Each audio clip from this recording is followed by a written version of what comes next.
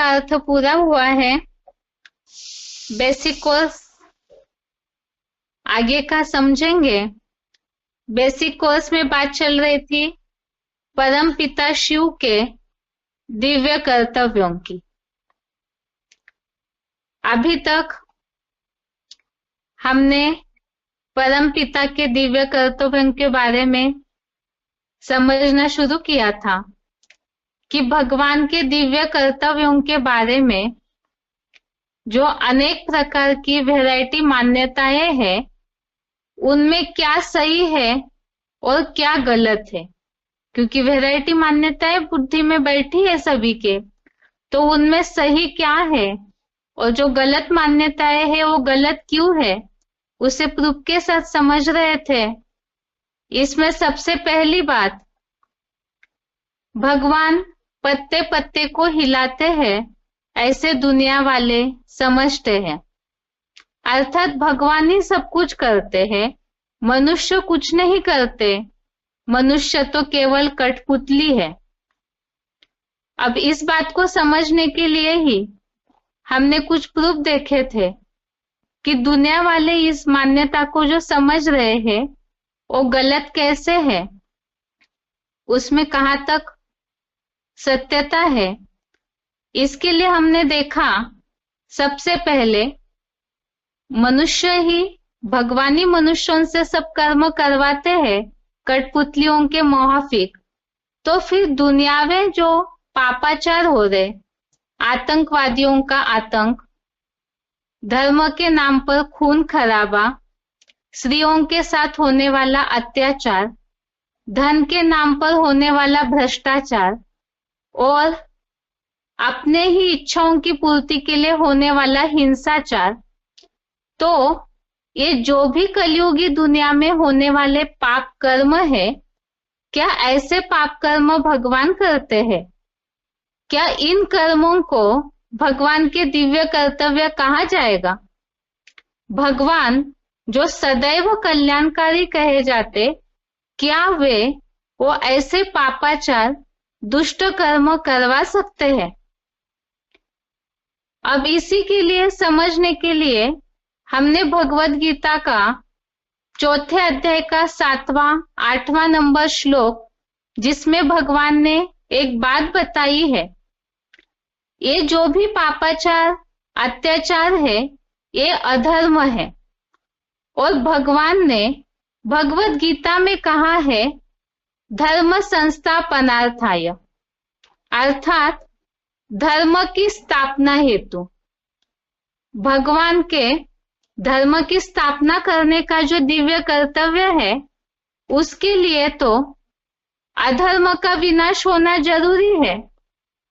तो अधर्म का नाश होगा तभी धर्म की स्थापना होगी, अर्थात ही पापाचार का विनाश होना।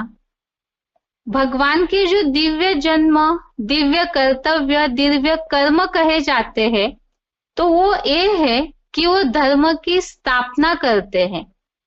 और इसी के लिए ही ये बात गलत सिद्ध हो जाती है कि भगवान जब धर्म स्थापन करने वाले हैं, अधर्म का विनाश होगा और धर्म की स्थापना होगी, तो फिर भगवान ऐसे पापाचार के कर्म कैसे करवा सकते हैं? दूसरी बात, अभी जैसे कि हम देखते हैं दुनिया में,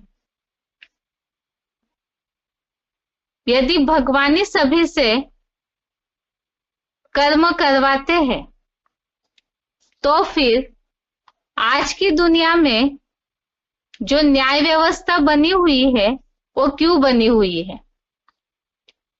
न्याय व्यवस्था इसीलिए बनी है ना, ताकि जो दुष्कर्मी लोग हैं, पाप करने वाले हैं, दुराचारी है, उनको दंड मिले। अब जब भगवान ही इन सब पापाचारियों से कर्म कराते हैं, कठपुतलियों के मुआफिक मनुष्यों को चलाते हैं, तो फिर ये न्याय व्यवस्था, दंड प्रक्रिया बनाने की क्या आवश्यकता है? इतने सारे कोर्ट खुले हुए हैं, जजेस बैठे हुए हैं, पुलिस बैठी हुई है, पाप कर्मियों को पकड़ने के लिए, तो फिर ये सारी दुराचारियों को दंड देने की न्याय व्यवस्था, इतने सारी मशक्कत करने की मनुष्यों को क्या आवश्यकता है?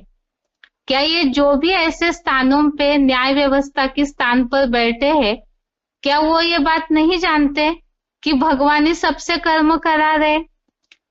और जब करा रहे भगवान ही सब कर्म, तो फिर सबको छोड़ देना चाहिए इसी तरह से।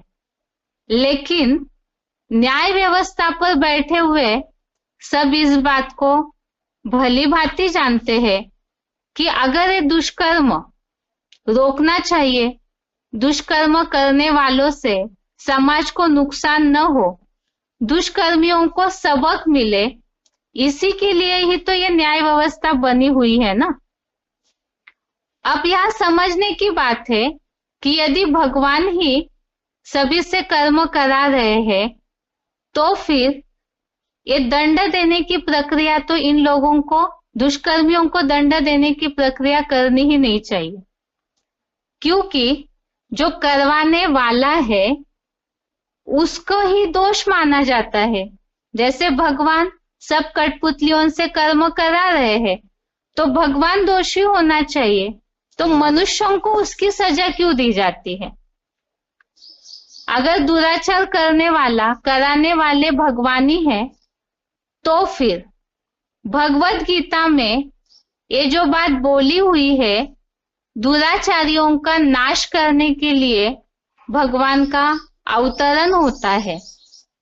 चौथे अध्याय का 8वां श्लोक, अध्याय 4 का श्लोक नंबर 8, परित्राणाय साधूनां विनाशाय च दुष्कृतां धर्म संस्थापनार्थाय संभवामि युगे युगे। यह संदर्भ चल रहा था कि भगवान ही यदि दुराचार का कर्म करते हैं, तो फिर भगवत गीता में भगवान ने स्वयं ये बात क्यों बोली कि दुराचारियों का नाश करने के लिए मैं आता हूं। श्लोक में विनाशाय च दुष्कृताम इस शब्द पे हाईलाइट किया हुआ है, जो कि भगवान ने अपने कर्तव्य के बारे में इसमें भगवत गीता में स्वयं भगवान उवाच, अर्थात भगवान ने ही ये बात कही है। अगर भगवान ही दुष्ट कर्म करवाते हैं मनुष्यों से, फिर वे दुराचारियों का नाश करने की बात क्यों बोलते? दूसरी बात, भगवत गीता में भगवान ने जहां अर्जुन को, अर्थात ही मनुष्य जीवन का शास्त्र है भगवत गीता, परिवर्तन का शास्त्र है भगवत गीता, तो इसमें अर्जुन को सामने रखते हुए सारे मानवीय समाज को ये शिक्षा क्यों दी है? भगवत गीता के ज्यादातर सारे अध्यायों में कर्म के बारे में ही उल्लेख किया हुआ है। पाप से बचाने की मनुष्यों को शिक्षा दी है, अपने को दुष्कर्म से मनुष्य बचाए, इसकी शिक्षा दी हुई है, तो इसकी क्या आवश्यकता थी? सभी को खुला छोड़ देना चाहिए था, लेकिन भगवान ने भगवत गीता में तो कर्मों की गति बताई है, क्या करना चाहिए, क्या नहीं करना चाहिए। इसके लिए श्रीमद् भगवत गीता अर्थात श्रीमद् दिया हुआ है सभी को, तो इसकी क्या आवश्यकता है? भगवान दुष्ट कर्म से मनुष्यों को बचने के लिए क्यों कहते हैं? इसका मतलब यही है, यह बात सिद्ध होती है कि भगवान पाप कर्म, दुष्ट कर्म करने जैसा गलत काम नहीं करवा सकते हैं। अगर भगवान ही सब कुछ करते तो भगवत गीता में शिक्षा देने की आवश्यकता ही नहीं थी। और ये जो मनुष्यों के बीच में भावना फैली हुई है, मान्यता फैली हुई है कि भगवान ही सब कुछ कराते हैं, अर्थात ही खुद मनुष्य पाप करते जाएंगे और अपनी सुविधा के लिए उन्होंने भगवान को बीच में रख लिया कि भगवान ही सब कुछ कराते हैं। वास्तव में इस तरह की बात समझना, ये भगवान के बारे में ऐसे समझना, ये अज्ञानता है। ऐसे नहीं है कि इसमें हम भगवान की महानता सिद्ध कर रहे, क्योंकि भगवान तो दिव्य कर्तव्य करने वाले हैं, तो फिर वो ऐसे पापाचार कैसे कर सकते हैं? ये तो सरासर भगवान की ग्लानि करना, भगवान के अस्तित्व को लेकर के उनका अपमान करने जैसा है। तीसरी बात है, अब जैसे बात आई भगवान सभी से कर्म करवाते तो पापाचारियों को दंड देने की बात ही नहीं होनी चाहिए थी। और इन सब बातों से हमने समझ लिया भगवान जो गीता में दुष्ट कर्मों को रक्षा की बात आई, तो इसका मतलब यह है कि भगवान जो दुराचारियों का नाश करने की बात आई, अर्थात भगवान ऐसा पाप कर्म नहीं कराते। अगली बात है, मनुष्य यदि भगवान ही ऐसे सभी से सब कार्य कराते हैं, तो क्या मनुष्य कर्म करने के लिए स्वतंत्र है? क्योंकि भगवान ही सब कुछ करा रहे हैं, तो मनुष्य स्वतंत्र कैसे हो सकते हैं सारे कार्य करने के लिए? लेकिन जैसे भगवत गीता में जो अभी हमने समझा कि कर्मों की गति का पूरा ज्ञान भगवान ने भगवत गीता में अर्जुन को समझाया। सारी 18 अध्याय की गीता में अनेक सारे गुणों की धारणाएं, कर्मों का ज्ञान देने के बाद 18वें अध्याय के अंत में भगवान ने अर्जुन से एक बात कही है। यह बात चल रही है, यदि मनुष्य ही भगवान ही सारे कार्य कराते हैं, तो मनुष्य कर्म करने के लिए स्वतंत्र है क्या? तो भगवत गीता में भगवान ने अर्जुन से 18वें अध्याय का 63 नंबर श्लोक, अध्याय 18 का श्लोक नंबर 63 में ये बात बोली है। पहले श्लोक देखते हैं। श्लोक है, इति ते ज्ञानम आख्यातम गुह्यात् गुह्यतरम मया विमृश्य एतत् अशेषेण यथा इच्छसि तथा कुरु। श्लोक में यथा इच्छसि तथा कुरु इस शब्द पे हाईलाइट किया हुआ है। श्लोक का अर्थ है कि ऐसे गुप्त से भी गुप्ततर गीता ज्ञान मैंने तुझे कहा है, इस पर पूरी तरह विचार कर, जैसा दिल में चाहे वैसा कर। यदि भगवान ही सभी से कर्म करवा रहे हैं, कठपुतलियों को चला रहे हैं, तो फिर भगवत गीता में ये बात का उल्लेख क्यों आया कि जैसा चाहे वैसा कर? जैसा चाहे अर्थात जैसी इच्छा हो वैसा कर, ऐसे कह करके भगवान ने अर्जुन को स्वतंत्र क्यों छोड़ा? यहाँ तो नंबरवार जो भी मनुष्य है उनके लिए ही ज्ञान दिया हुआ है, तो भगवान ही कठपुतलियों को चला रहे हैं, तो फिर यह स्वतंत्र छोड़ने की बात ही नहीं आनी चाहिए थी। अर्थात ही ये बात पहली हुई। दूसरी बात है कि इच्छा अनुसार कर्म करने के लिए बोल दिया अर्जुन को, अर्थात ही स्वतंत्र छोड़ दिया है। अब जैसे भगवत गीता में अर्जुन को भगवान ने और एक बात बोली है, 16वें अध्याय का 24वां श्लोक, अध्याय 16 का श्लोक नंबर 24। इसमें श्लोक है, तस्मात् शास्त्रम प्रमाणम ते कार्य कार्य व्यवस्थितो ज्ञात्वा शास्त्र विधानोक्तम कर्म कर्तुम इह अर्हसि। अर्थात इससे तुझे कार्य कार्य का फैसला करने में सच्ची गीता के शास्त्रीय प्रमाण को जानकर यहाँ सर्वशास्त्र शिरोमणि संविधान में कहा कर्म ही करने योग्य है। श्लोक में कार्य कार्य व्यवस्थितो इस शब्द पे हाईलाइट किया हुआ है और बात आई है शास्त्र प्रमाणम ते और शास्त्र विधानोक्तम, अर्थात ही जैसे दुनिया में मनुष्यों के लिए संविधान बना हुआ है और संविधान अर्थात ही नियम, तो जैसे भौतिक दुनिया में जो भी कानून बने हुए हैं, नियम बने हुए हैं, तो लोग इस बात को हमेशा चेक करते रहते हैं कि किस नियम पर चलना चाहिए, कैसे अनुसरण करना है। और यहाँ तो भगवत गीता में भगवान ने पहला ही पाठ पढ़ा दिया है कि हम आत्मा है और आत्माओं को कर्म करने के लिए गीता शास्त्र का संविधान बता दिया है।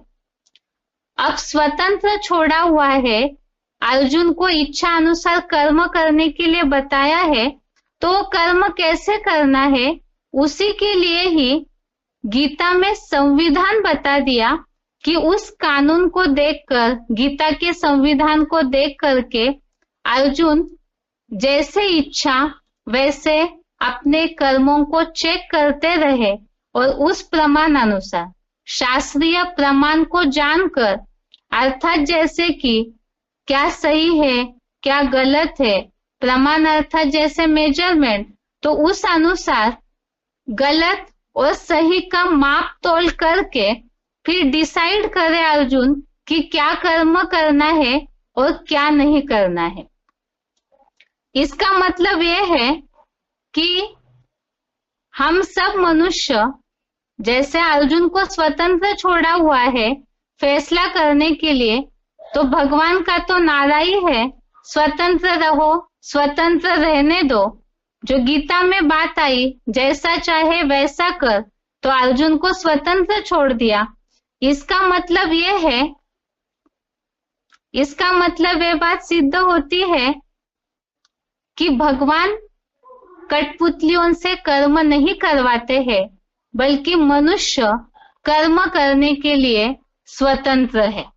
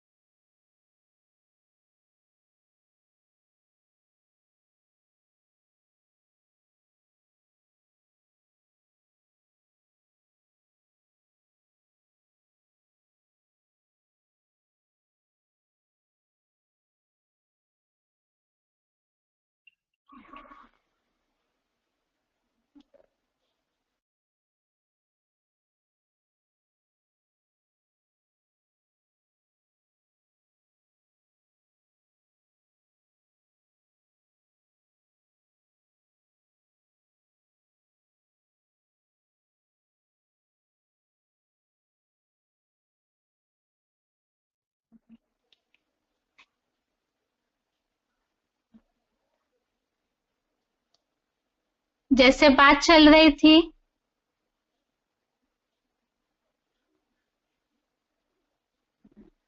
दुनिया में मनुष्यों को चलने के लिए भौतिक दुनिया में कानून बनाए हुए हैं, इसी तरह से भगवत गीता में आध्यात्मिक दृष्टि से भगवान ने भी गीता संविधान बनाया है और उसी आधार से मनुष्यों को कर्म करने के लिए, फैसला करने के लिए स्वतंत्र छोड़ा हुआ है। जैसे संविधान के खिलाफ चलते हैं तो मनुष्यों को दंड मिल जाता है, और यहाँ तो ये बात सब मनुष्य भी जानते हैं और उसी अनुसार ही गीता संविधान सामने मनुष्य जीवन को कर्म करने के लिए रखा हुआ है। तो इन बातों से जो अभी तक बातें देखी, क्या पत्ते पत्ते को भगवान हिलाते हैं, अर्थात ही क्या सारे मनुष्यों से भगवान कर्म कराते हैं, इस बात को समझने के लिए ही हमने आज अभी तक 2-3 बातें देखी। एक तो सबसे पहली बात कि दुनिया में जो भी पापाचार अत्याचार हो रहे हैं, क्या वे भगवान के दिव्य कर्म कहे जाएंगे। दूसरी बात, अगर पापाचार अत्याचार भगवान के कर्म है तो भगवान ने गीता में धर्म स्थापना की बात का अपने कर्तव्य में उल्लेख क्यों किया। अर्थात ही भगवान दुराचारियों का विनाश करने के लिए आते हैं, तो वे फिर दुराचार पापाचार के दुष्ट कर्म कैसे करवा सकते हैं। दूसरी बात, अगर भगवान ही सभी से कर्म करा रहे हैं, पाप कर्म भी करवाते हैं, तो फिर मानवीय समाज में दंड देने की प्रक्रिया क्यों बनाई हुई है। अर्थात मनुष्य भी इस बात को कहीं ना कहीं जानते हैं। अगली बात, भगवान ने दुराचारियों का नाश करने की बात क्यों बोली। दूसरी बात, भगवत गीता में दुष्ट कर्म से अपने को बचाने की शिक्षा क्यों दी। अगर भगवान ही सभी से कर्म कराते, तो फिर वो मनुष्यों को कर्म के लिए पाप पुण्य के अंतर को बताने के लिए इतनी सारी गीता क्यों बताई। अर्थात ही पाप कर्म कराने वाले भगवान नहीं है।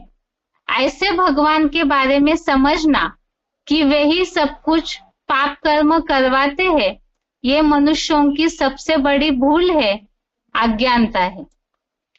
और अगली बात, जो बात आई कि मनुष्यों को अगर कर्म कराने वाले भगवान ही है, तो फिर स्वतंत्र कैसे हुए इंसान।